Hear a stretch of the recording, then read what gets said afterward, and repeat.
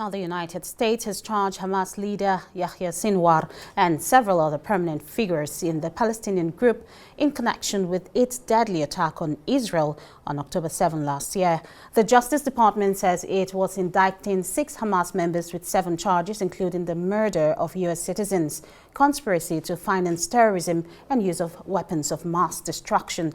The criminal complaint covers decades of alleged attacks by Hamas, as well as the unprecedented assault on southern Israel nearly a year ago. It is the first step by U.S. law enforcement to hold accountable the ringleaders of the October 7 attack, even as up to 3 of those named in the indictment are dead.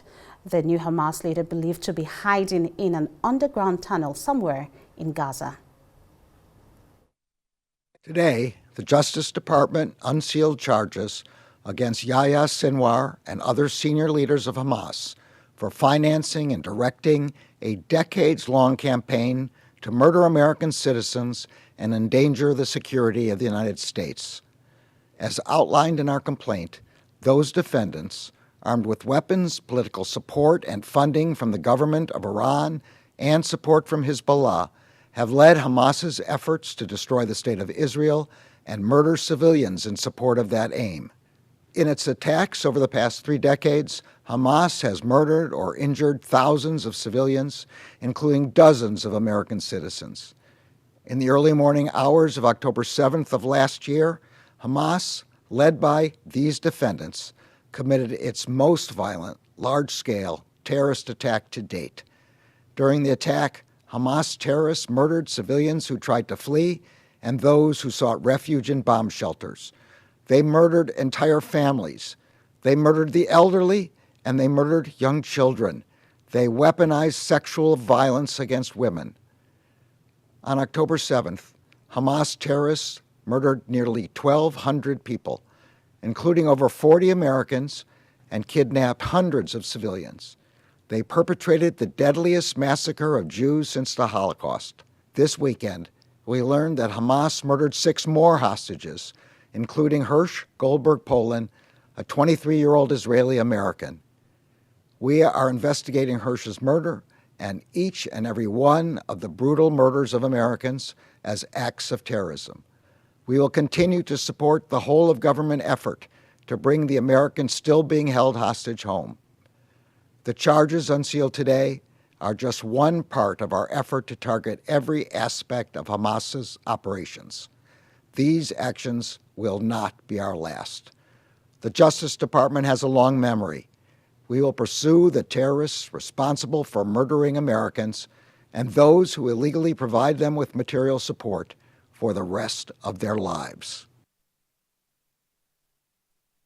Let's now cross live to Jerusalem, where Israel's Prime Minister Benjamin Netanyahu is holding a press conference.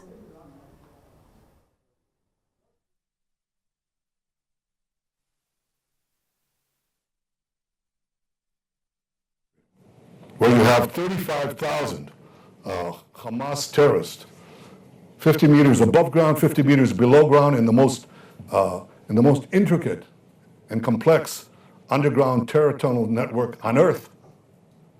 We've been able to achieve the lowest ratio of civilians to combatant deaths in the history of modern urban warfare. It's 1-to-1, even by those numbers of the Palestinian Health Ministry, because we've killed probably around 18,000 terrorists, certainly no less than 17,000.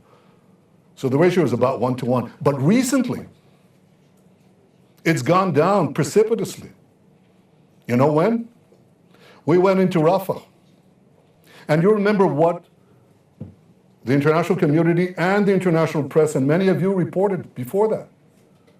You said they're going to be stuck there. There are 1.4 million people in Gaza. They moved from the north to the south. You're going to have thousands, 20,000 killed. You're going to have a catastrophe, a humanitarian catastrophe. They had no place to go, no food to eat. Now report honestly, because here's what happened. They all left. They went to the humanitarian zone, which is 2 miles away, less, on the beach. They have tents. We supplied Tents for 150,000 people. The aid agencies supplied the rest, and some of them carried their own tents. They have a place. We supplied water lines, sewage lines, food. There's more to be done. Medical. So now we know how many people were killed. How many terrorists, because we counted them. And we just passed 2,000. Terrorists, body counts of terrorists. The people left. How many civilians died? I asked the commander of the division that did the Rafah operation and the Philadelphia corridor. He said, Prime Minister, there are hardly any civilian deaths because everybody left. They heeded our warnings.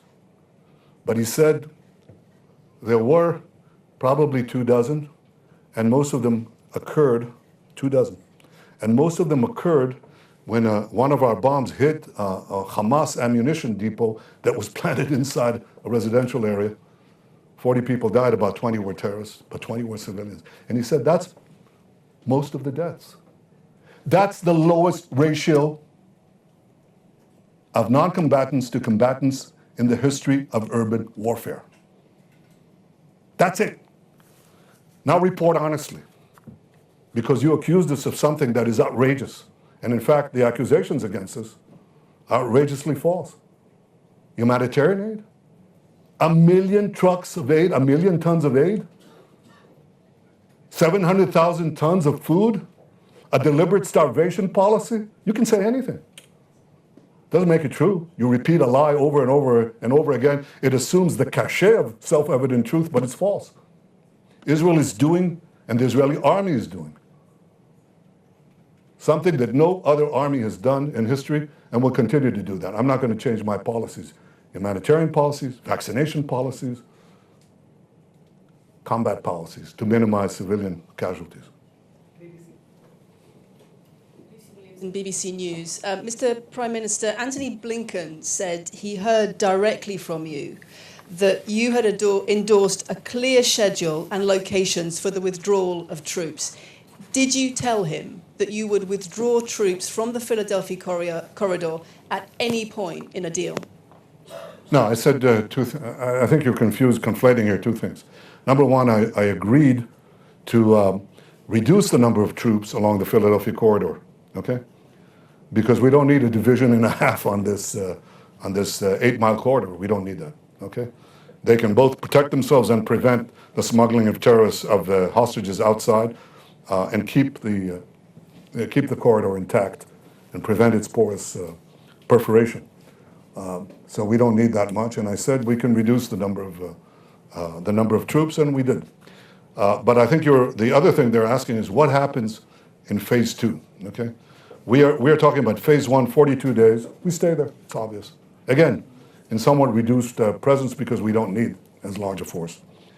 But we also agreed to begin discussions about a permanent ceasefire. And the conditions that we shall have for a permanent ceasefire must include a situation where the Philadelphia corridor cannot be perforated. Somebody has to be there. Somebody has to be there. Look, I don't care. Bring me anyone who will actually show us, not on paper, not in words, not in a slide, but on the ground, day after day, week after week, month after month, that they can actually prevent the recurrence of what happened there before. We're open to consider it. But I don't see that happening. And until that happens, I don't see that happening right now. And until that happens, we're there. You wanted to ask another question, but go ahead. CBS, please. Okay. CBS. Good evening, Mr. Prime Minister. I'm Elizabeth Palmer from CBS. President Biden said you were not doing enough to reach a hostage deal. How do you interpret that, and what's your response? I think I've already answered that. I'm just talking about the facts, just the facts. I said that in April, we gave an extraordinarily generous offer, not my words, Secretary Blinken. On May 31st, we accepted the American proposal. Hamas refused. On August 16th, we accepted the second American proposal, the final bridging proposal. Hamas, we accepted, Hamas again refused. Just last week, as I said, the deputy CIA director said that Israel has been serious about the negotiations, Hamas is not. So I've gone out of my way, I've given leeway to our negotiating teams 5 times. 5 times. And I have areas of flexibility. But where I have to be firm, I'm firm. Where I can be flexible, I'm flexible. But in fact, the obstacle has been Hamas from the beginning. Everybody knows that. Secretary Blinken said that. Others said that. We all know that. Should we do more? Well, we have a saying in Hebrew, Mivchan HaMetziut, I'll translate that, is the test of results, okay? The result is we've achieved the release of more than half the hostages and a lot more than half of the living hostages. But as far as I'm concerned, there's still a task to be done more.